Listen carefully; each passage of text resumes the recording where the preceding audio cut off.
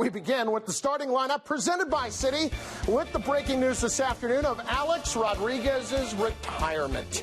Today, A-Rod told Andrew Marchand of ESPN New York that he intends to play 2 more seasons and then retire after the end of 2017. Timing here is very interesting, John, and I'm not really sure what's behind it. I don't know that there's going to be a farewell 2-year tour for Alex Rodriguez, or even a 1-year for that matter, considering everything that has gone on. But there are 2 things in particular that really kind of catch me off guard. Number one, it's the first time in well over a year that he has seemingly gone out of his way to get some attention. And number 2, I think he's put a little bit more pressure on himself, because now over the next 2 years, if you don't go out there and produce, if you get to the middle of June this year and you're hitting 210, this could turn into an ugly and long goodbye. Yeah, A-Rod's done such a good job laying low, and now not a 1-year but a 2-year warning that he's going to hang it up.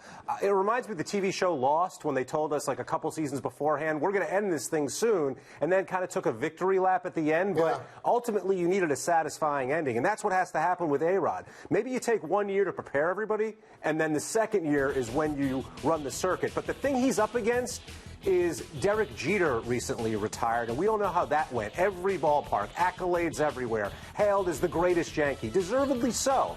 With A-Rod, I don't know if he's going to get that kind of love. He'll get it from the Yankees, and maybe when he goes to Seattle or Texas, but in Boston, I'm not sure if they're going to be standing and applauding when A-Rod says goodbye. No, I don't think they will be, and I think he'll get some love from the Yankees. They're going to do something to honor him. All the complicated issues around his milestones are in the past now, but it's not going to be at the Jeter level, and I think around the game it's not going to be at the Jeter level. I think Seattle might be the only place, but I mean, nobody's gotten more roundly booed in a ballpark after they left than A-Rod has in Seattle.